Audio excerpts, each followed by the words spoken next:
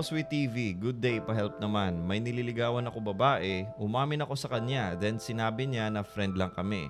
Then one time inaaya ko siya sa Tagaytay, sa araw na yon nilakasan ko na loob ko na hawakan kamay niya.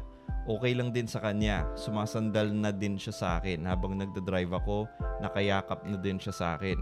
Need ko lang ng payo mo, Boss Sweet. Sana mapansin. Well, so far, you're doing good naman, no, Sigarilyo? When you held her hand, she reciprocated. Tapos sinabi mo, nakayakap pa sa'yo habang nagdadrive ka. Sigurado ka, yakap lang ba yun, ha? Well, in all seriousness, no, those are signs na mataas yung attraction level niya sa'yo.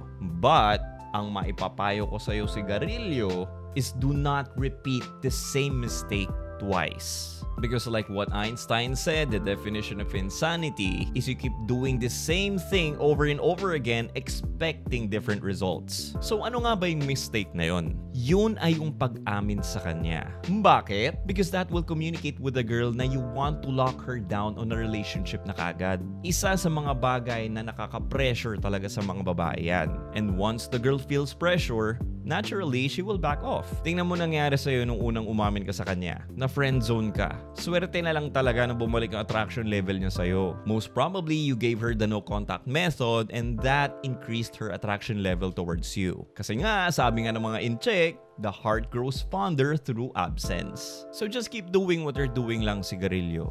Have fun, hang out, and hook up. Huwag ka magmadali na makipagrelasyon sa kanya kasi nafe-feel ng babae yun.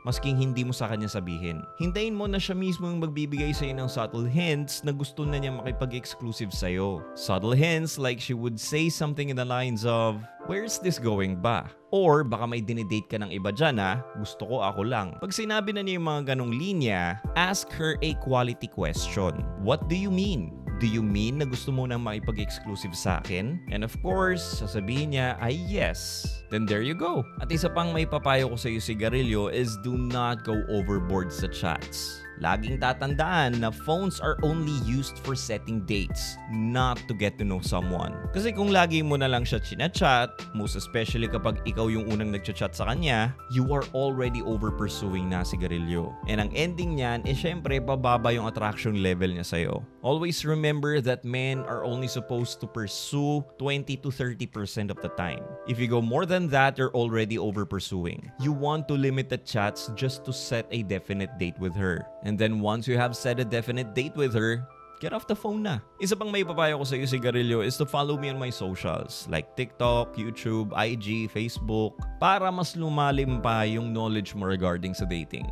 And of course, mga Sigarilyo, kung mayroon pa kayong tanong sa akin, the quickest way for me to respond to you is for you to book a one-on-one phone coaching session with me. You can do that by clicking the link in my bio, or kung nasa YouTube kayo, check the description for that link as well. I hope nakatulong ako sa iyo, and follow for more. I'll see you again next time. Peace.